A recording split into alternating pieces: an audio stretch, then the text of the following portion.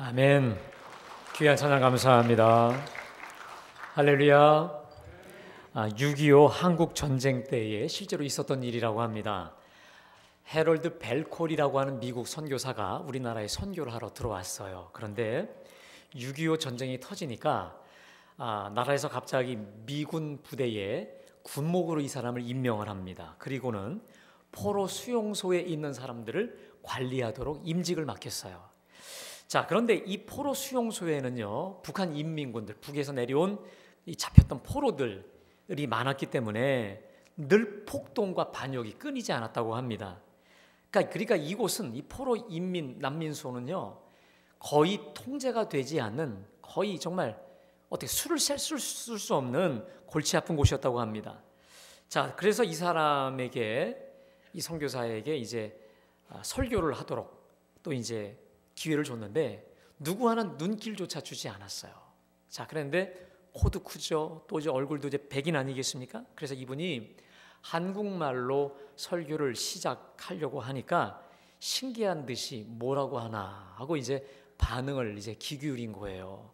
자, 그런데 그가 딱 서자마자 했던 게 뭐냐면, 설교는 설교인데 찬송 설교를 하는 거죠. 찬송가 563장에 보면 예수 사랑하심을, 이 찬양을 쭉 부르면서 거기 후렴에 날 사랑하심, 날 사랑하심, 날 사랑하심, 이렇게 이걸 부르는 거예요. 그러자 듣던 포로들이 깜짝 놀라는 거예요. 그 수백 명의 포로들이 이 노래를 따라 부르더라는 거예요. 아멘. 이건 정말 기적이고 역사예요. 그리고 이분이 계속 찬양을 부르는데 계속 이어서 이 노래를 부르면서 사람들이 자기 죄를 회복하고 울기도 하고 막 머리를 쥐어뜯기도 하고 자복하더라는 거예요. 자, 이 놀라운 일이 막 벌어지는 거죠. 자, 그러면서 이분이 계속 한 일이 뭐냐면, 설교가 이게 찬송을 부르면서 이 찬송가를 불러가면서 수십 개의 막사를 막 돌아다니던 거죠. 그랬더니 이 부르는 동안에 그 막사에 있었던 인민군들의 심경이 변화되면서 또 회개하는 역사가 일어나는 거예요. 하나님의 사랑이 그들 마음속에 부음받은 줄로 믿습니다. 하나님의 사랑이 그들의 심령을 부딪힌 거죠. 그러니까 그 자리에서 고꾸라지고 회개하며 이 회개하는 사람들이 일파만파 퍼지면서 그 포로들이 주님께로 돌아온 거예요.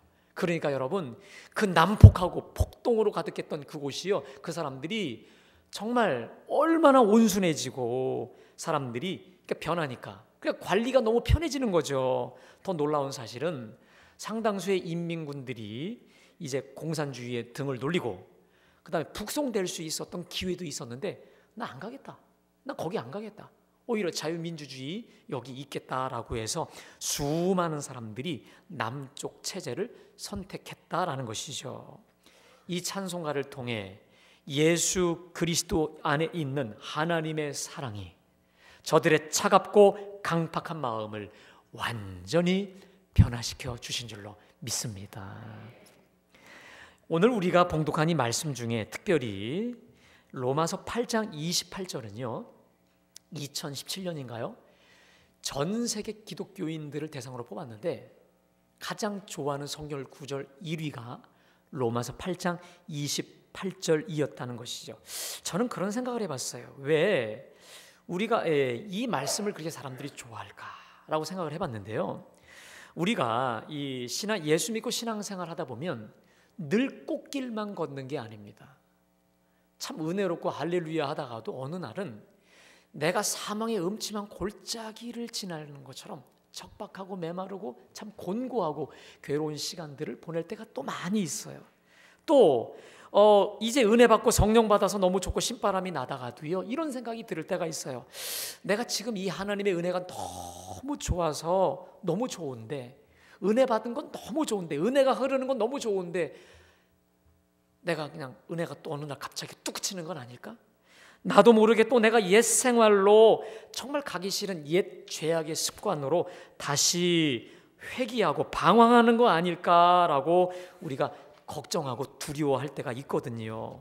여러분, 그러나 그때 우리 주님이 오늘 로마서 8장 28절을 향해 8절을 통해 다시 말씀하십니다. 우리 8장 28절 다 같이 봉독합니다. 자, 시작.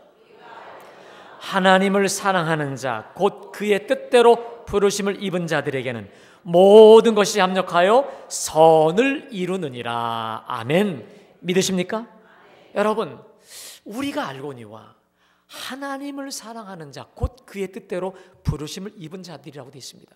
저는 예전에 내가 정말 하나님의 부르심을 받았나? 하나님이 나를 정말 택하셨는가? 이거에 대한 의문이 있었어요. 그런데 이 역시 이 구절에서 해결을 받았어요. 하나님을 사랑하는 자, 하나님을 사랑하는 자 곧 그의 뜻대로 부르심 받은 자들이라 했지 않습니까? 여러분, 여기 모이신 여러분들 하나님 사랑하십니까? 할렐루야. 우리가 많이 부족하고 넘어지고 자빠라지기도 하지만 그럼에도 여러분 어떠세요? 우리 중심이 하나님 더 사랑하고 하나님 더 알고 싶어 하지 않나요? 아멘. 그렇다면 제가 여러분에게 단언합니다. 저와 여러분은 하나님의 부르심을 받은 자들인 줄로 믿습니다.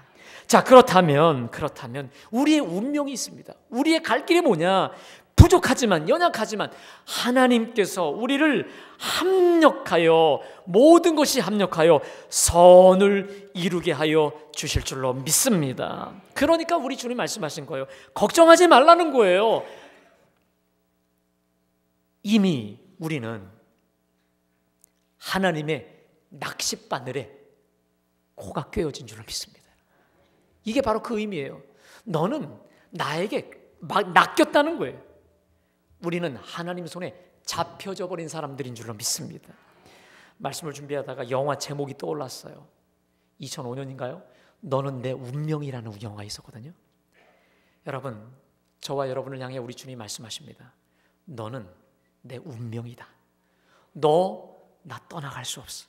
너 나한테 딱 걸렸다는 거지. 여러분, 우리는 이미 주님 손에 걸린 자들이에요. 붙잡힌 자들이에요. 주님을 떠나가 버릴 수 없는 주님의 사람, 예수님의 사람, 주님의 운명과도 같은 자들이 바로 저와 여러분들인 줄로 믿습니다. 아무리 우리네 인생에 굴곡이 있고 정말 사망의 음침한 골짜기와 같은 이러다 잘못되는 거 아닌가라고 하는 어려움이 있다 할지라도 이 말씀을 붙이십시오. 하나님을 사랑하는 자 곧 그 뜻대로 부르심을 입은 자들에게는 결국 모든 것을 합력하여 하나님의 최선, 결국 하나님의 최선의 길인 줄로 믿습니다. 그러면 여러분, 이런 질문이 생겨요. 우리가 보통 이 선이라고 하면 그냥 좋은 일을 주실 거라고 믿지요. 좋은 일로 길로 인도하신다고 하는데 사실 그게 구체적으로 본문에서 말하는 선이라기보다는 오늘 하나님께서 그러면 하나님이 결국 이끄시는 그 선, 모든 것을 다 요물조물 다 비비고 하나님이 역사하셔서 결국 가게 하시는 그 선의 방향이 뭐냐? 그게 바로 오늘 29절과 30절에서 정확히 말씀하고 있습니다. 우리 다 함께 2절, 29절, 30절 말씀을 봉독합니다. 자, 시작.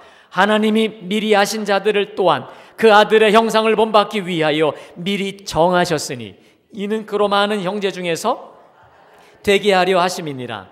또 미리 정하신 그들을 또한 부르시고 부르신 그들을 또한 의롭다 하시고 의롭다 하신 그들을 또한 영화롭게 하셨느니라. 아멘. 여러분, 우리가 지금 이 두 구절을 우리 개역 성경으로 봐서 좀 잘 모르겠지만 이 두 구절을 헬라어 원문으로 보십시오. 그러면 이게요, 마치 아주 튼실한 쇠사슬.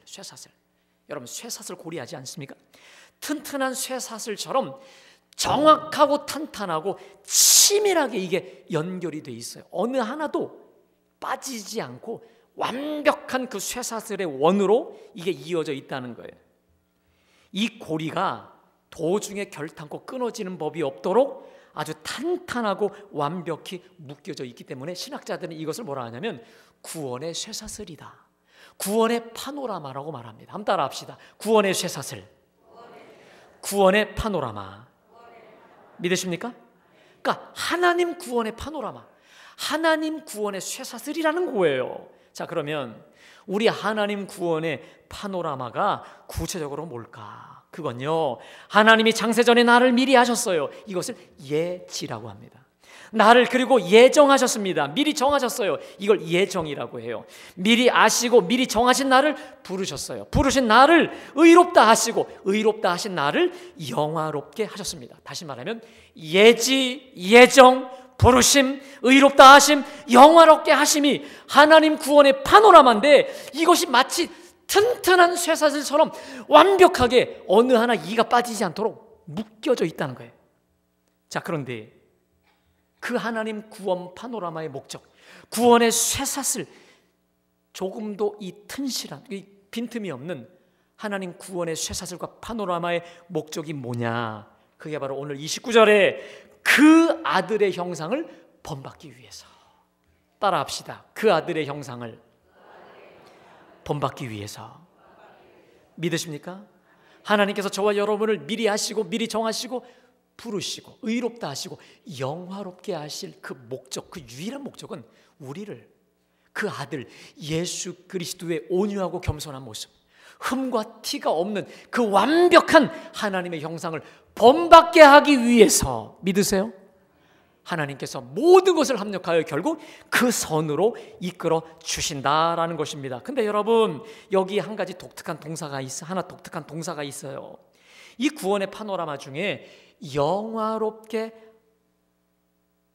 하실 거라고 돼 있나요? 하셨느니라고 돼 있나요? 보십시오. 하셨느니라죠.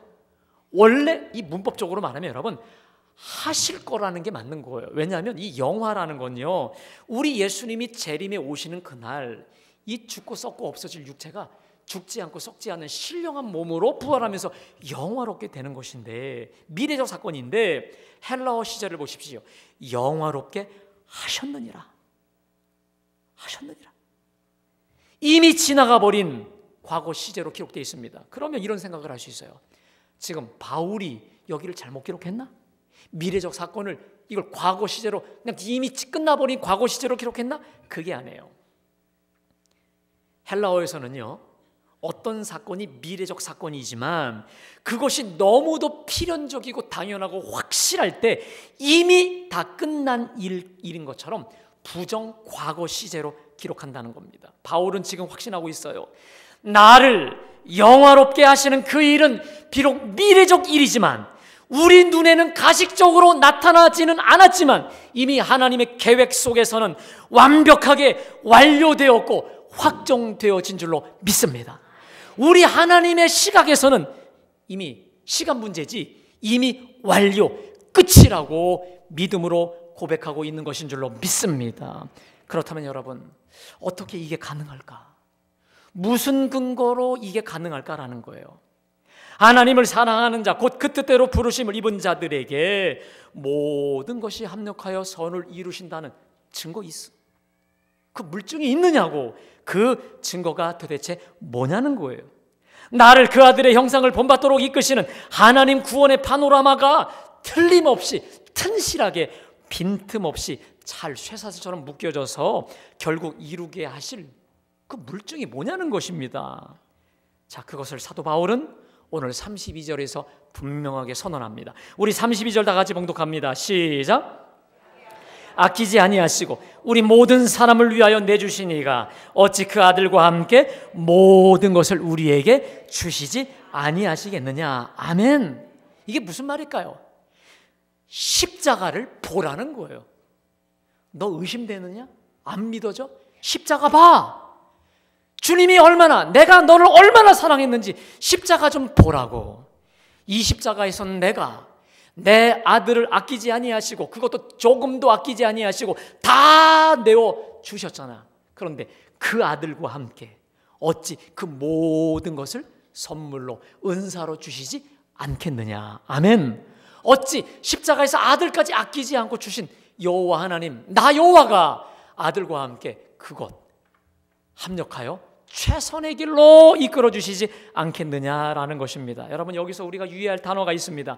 그냥 주셨다고 해도 은혜인데 어떻게 주셨습니까? 아끼지 않고.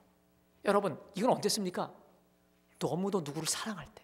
내가도 너무도 사랑해서 끔찍해서 어쩔 줄 모를 때 아끼지 않고 다 주시는 것처럼 우리 하나님의 사랑, 그래서 더 엄청나고 놀라운 것인 줄로 믿습니다. 여러분, 십자가야말로 나를 향하신, 우리를 향하신 하나님 사랑, 하나님 최선의 가장 확실한 증거요 물증인 줄로 믿습니다. 그래서 우리가 하나님 사랑을 이야기할 때는 반드시 그 십자가 사랑의 뿌리를 박아야 돼요. 아멘. 십자가 사랑의 뿌리를 낼 때 가장 견고한 하나님 사랑을 붙잡게 되는 줄로 믿습니다. 여러분, 많은 사람들이요, 하나님 사랑과 은혜를 한번 생각해 보세요.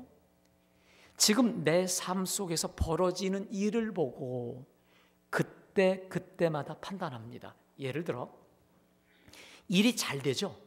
그러면 할렐루야, 하나님 날 이렇게 사랑하셔, 와, 정말 나만큼 사랑하는 사람 나와봐 하면서 너무 신나고 좋아해요. 그러나 환경이 어려워지죠? 그러면 축 쳐져. 나 버리셨나 봐, 나 싫어하시나 봐, 요즘에 내가 기도도 안 하고 하더니 날 떠나셨나 봐 라고 하나님의 사랑을 의심한단 말이에요. 그러나 여러분, 우리 하나님의 사랑은 눈에 보이는 사람과 환경을 통해 그때마다 확인할 수 있는 게 아니라 이미 십자가에서 확증된 진리인 줄로 믿습니다. 그래서 문제를 보는 우리 크리스찬의 가장 완벽한 시각과 렌즈는 바로 십자가 렌즈여야 되는 줄로 믿습니다. 저는 오늘 여러분들에게 정말 자신이 감당할 수 없는 가장 큰 환난과 고통 중에서도 이 십자가를 기억하고 십자가 렌즈로 환난을 기쁨으로 통과하고 승리했던 한 사람을 소개합니다. 누구냐면 하나님을 경험하는 삶이라고 해서 우리나라의 유명한 책자로 보급이 됐던 책인데, 이 책을 지었던 미국의 헨리 블랙컵이라고 하는 그 목사님이십니다. 자, 이 목사님은 참 좋은 책으로 또 영성가로서 탁월한 영향력을 끼치고 있는 분인데, 이분이 자녀들이 많아요. 근데 하나님이 누뚱이로 선물을 주셨는데 누뚱이 딸을 주셨어요. 외동딸을 주셨어요. 그래서 걔 이름을 캐리라고 이름을 줬습니다. 정말 눈에 넣어도 아프지 않을 만큼 귀한 딸이었는데, 얘가 6살쯤인가요? 갑자기 암이 왔어요. 그래, 암투병을 하게 되었어요. 그래서 이렇게 이해할 수 없는 상황을 두고 많은 사람들이 의문을 품습니다. 하나님이 캐리를 사랑하지 않으시나 봐. 또 블랙커비 목사님 외에 다른 가족들도 도대체 이게 뭡니까? 언제는 주시고 안 주시고 언제 주시더니 결국 이겁니까? 하면서 하나님을 원망하고 불평할 때마다 이 블랙커비 목사님의 고백을 들어보세요.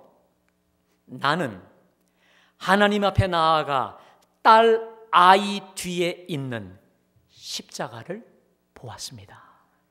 그리고 이렇게 기도했습니다. 아버지, 환경 때문에 하나님의 사랑을 의심치 않도록 도와주세요.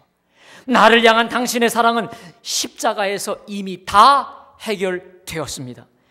저에게 그 사실은 변하지 않았고 앞으로도 변하지 않을 것입니다. 이렇게 기도했다는 거예요. 그러면서 그가 또 이렇게 고백을 했습니다.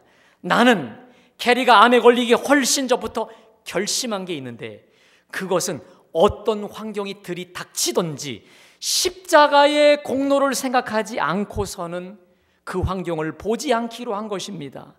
하나님이 당신을 다루시는 모든 방법은 그분의 사랑의 표현입니다.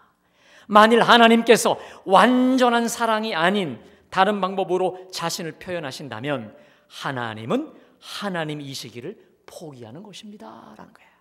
여러분, 저는 이분의 고백 중에 이 말이 참 좋아요. 저는 하나님 앞에 나아가 그 딸 아이 뒤에 서 있는 십자가를 보았다는 거예요. 무슨 말이에요? 지금 문제가 크지만 그래도 하나님은 사랑하셔서, 아멘, 이 딸을 사랑하셔서 이것까지 허락하신다라고 하는 십자가를 보았다는 거예요. 사랑하는 여러분, 우리가 어떤 사람을 만나던 또 어떤 사건을 당하던 그 사건 뒤에 있는 십자가를 기억하시길 간절히 축원합니다. 무엇을 보든지 누구를 만나든지 십자가 렌즈로 해석하고 십자가 렌즈로 이 모든 것을 바라볼 수 있게 되는 진정한 십자가 사람들 되시기를 간절히 축복합니다. 사도 바울 역시 과거 십자가의 사랑을 정점으로 해서 지금 현재와 미래를 확신하고 있는 거예요. 자기 아들을 아끼지 아니하시고 우리 모든 사람을 위해 내주신 그분이 대체 뭘 아끼겠느냐? 뭘 아끼겠느냐?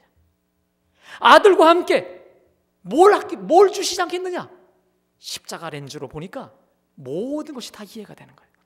반드시 모든 것을 합력하여 선으로 이루사 하나님 최선의 구원의 파노라마를 이루어 주시리라 믿고 있는 줄로 믿습니다. 그런데 여러분, 오늘 이 31절부터 계속 반복되는 단어들이 있습니다.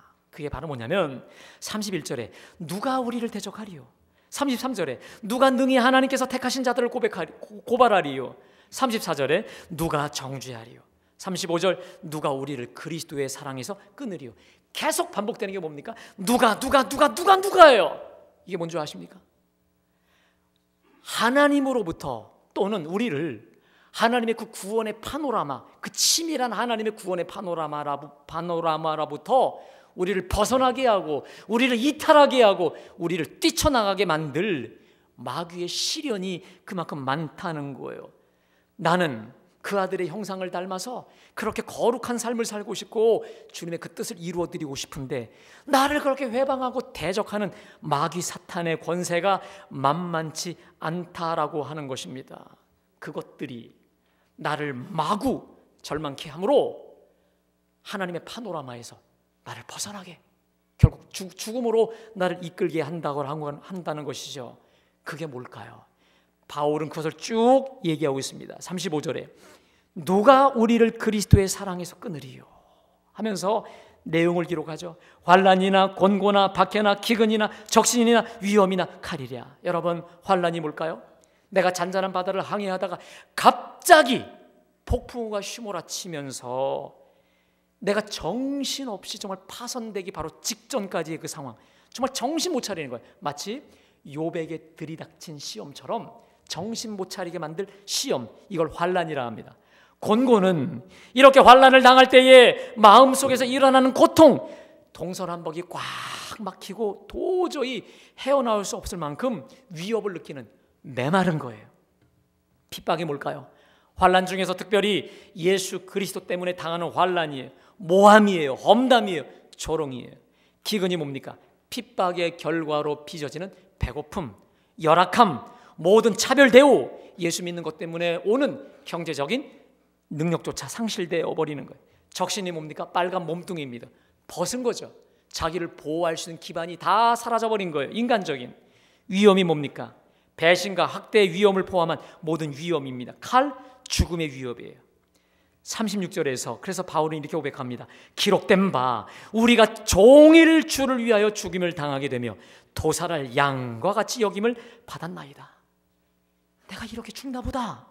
완벽히 완전하게 죽음에 처할 정도로 시련과 어려움이 들이닥쳐왔다는 거예요. 죽음의 사지로 완전히 내몰려진 겁니다. 여러분, 어디 그뿐 일까요?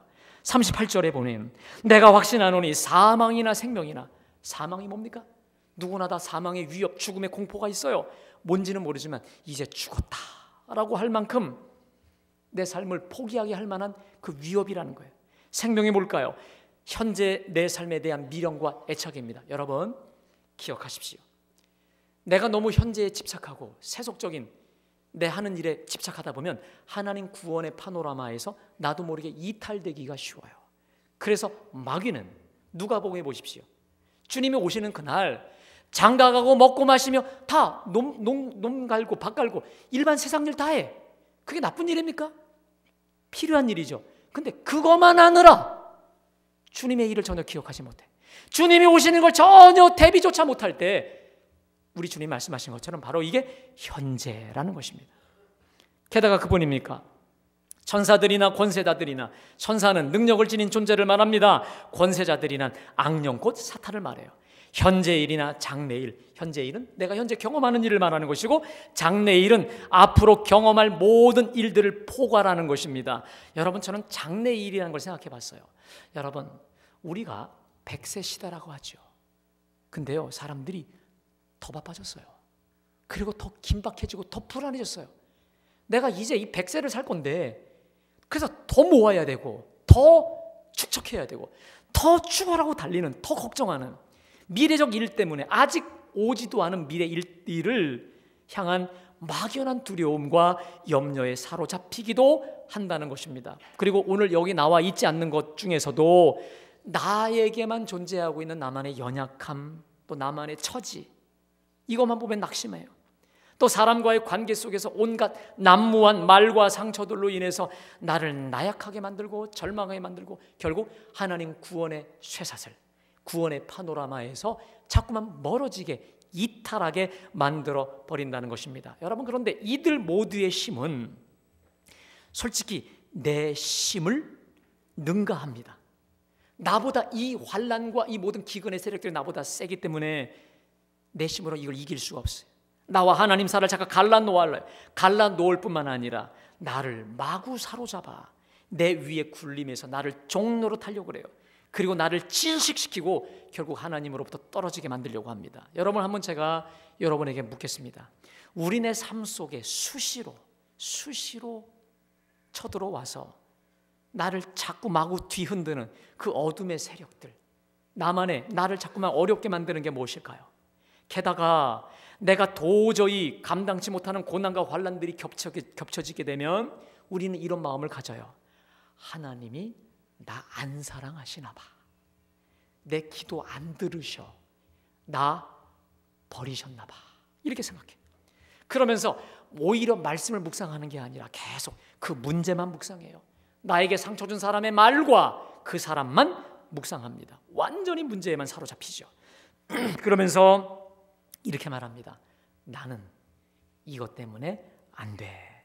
이것만 해결되면 행복할 텐데, 이것만 되면 될 것인데 이건 하나님도 못할 거야 라고 하며 온갖 불신앙과 절망 속에 빠져버립니다. 여러분, 한번 되돌아보십시오. 우리가 얼마나 숱한 시간들을 그 문제와 사람 때문에 실망하고 좌절하고 무너져 버렸습니까? 그래서 이렇게 하나님이 주신 아름답고 풍성한 시간과 세상을 누리지 못하고 즐기지 못하고 재미도 없고 의미 없게 탕진해 버리진 않으셨습니까? 그러나 오늘 사도 바울은 너무도 확신 있게 말합니다. 오늘 35절에 누가 우리를 그리스도의 사랑에서 끊으리요. 아멘. 그리고 더 놀라운 말씀을 선포합니다. 우리 37절 다 함께 봉독합니다. 시작. 우리를 사랑하시는 이로 말미암아 우리가 넉넉히 이기느니라. 아멘. 그러나 제 아무리 나를 삼키려고 하는 저 환난과 문제들이 크고 중하고 나를 넘어선다 할지라도 이 모든 일에 내가 이길 수 없고 내가 감당할 수 없는 이 환난과 이 모든 일들, 우리를 사랑하시는 이로 말미암아 우리가 넉넉히 이기느니라. 믿으세요? 이 모든 일들, 환난과 기근과 모든 역경들, 나는 감당할 수 없어요. 나는 이것에 속히 포로되고 종살이할 수밖에 없어. 그러나 아무리 내 능력을 넘어서는 그 모든 일조차도 우리를 사랑하시는 그분으로 말미암아 우리가 이긴다는 거예요. 아멘. 나는 할 수 없지만 그분은 하신다는 거예요. 내 힘으로는 할 수 없지만 십자가 그 사랑, 그 능력으로 능히 넉넉히 이기게 하여 주신다는 믿음의 고백인 줄로 믿습니다.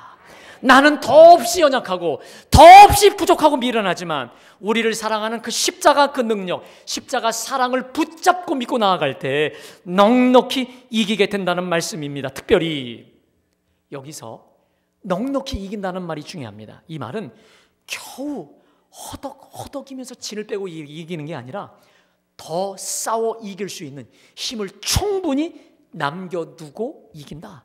더 이기고 더 싸울 수 있어요. 제가 전에 만났던 어느 권사님 중에 그분과 대화할 때마다 이런 얘기를 참 많이 하신 권사님이 있었어요. 그분의 간증입니다. 자기는 내가 감당할 수 없는 사람, 또 내가 감당할 수 없는 문제와 시련을 봉착할 때마다 이렇게 기도한다는 거예요. 그러면서 저한테 그러세요. 목사님, 이거 효과 만점이니까 꼭 해보래요. 여러분, 효과 만점이에요. 이거 한번 꼭 기도해 보시기 바랍니다. 들어보세요. 주여, 이 문제를 십자가 밑에 밀어 놓사오니 주여 불쌍히 여겨 주시옵소서. 주여, 저 아들을 십자가 밑에 내가 밀어 던져버립니다. 저 아들 문제 해결하여 주시옵소서. 나는 못하지만 오늘 말씀처럼 이 모든 일들 내가 할 수 없어. 그러나 난 못해. 그러나 나를 사랑하시는 이 십자가 아니겠습니까? 십자가 밑에 밀어 던져버리는 거예요. 자, 그랬더니 이분의 고백이에요. 시간이 지나고 세월이 지나고 보니까, 물론 금방은 안 바뀌어. 근데요, 시간이 지나고 세월이 지나고 보니까 어느새 그 문제가 해결돼 있어요. 어느새 그 사람이 변화가 되어져 있는 거예요. 그래서 제가 그 권사님하고 대화를 하다 보면 얼마나 많이 배우는지 몰라요. 그리고 해마다 성화되는 게 보여요. 성화되는 게 보여요. 자기도 영적으로 깊어지는 걸 해가 지날 때마다 자기도 발견하고 주위 사람도 발견하게 되는 거예요. 그 순간에는 절대로 변화될 것 같지 않았던 그 문제와 시련이 그 위대한 십자가 사랑, 십자가 능력을 힘입어 능히 넉넉히 이기고 변화되게 하여 주신 줄로 믿습니다. 사랑하는 여러분, 오늘 이 자리에 오늘 37절에 이 모든 일에, 다시 말해 어떠한 문제를 가지고 이 자리에 오셨습니까? 그 문제 뒤에 서 있는 주님의 십자가를 분명히 기억하시길 간절히 축원합니다. 그리고 무엇을 보든지 무엇을 만나든지 십자가 눈으로, 십자가 렌즈로 해석해 보시기를 축복합니다. 그 문제로 인해 하나님의 사랑, 나를 향한 하나님의 사랑을 조금도 의심치 마시기를 간절히 소원합니다. 그리고 그 문제를 십자가 밑으로 밀어 던져버리세요. 십자가 밑으로 믿음으로 밀어놓고 감사함으로 밀어넣으십시오. 아멘? 믿음으로 밀어넣어요. 감사함으로 밀어넣어 보십시오. 주께서 우리 믿음을 보시고 내 믿음대로 될지어다.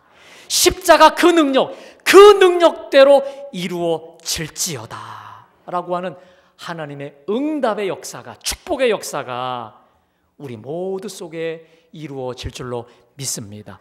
과연 모든 것을 합력하여 하나님께서 최선의 길로, 최고 축복의 길로 인도해 주실 줄로 믿습니다. 기도하시겠습니다.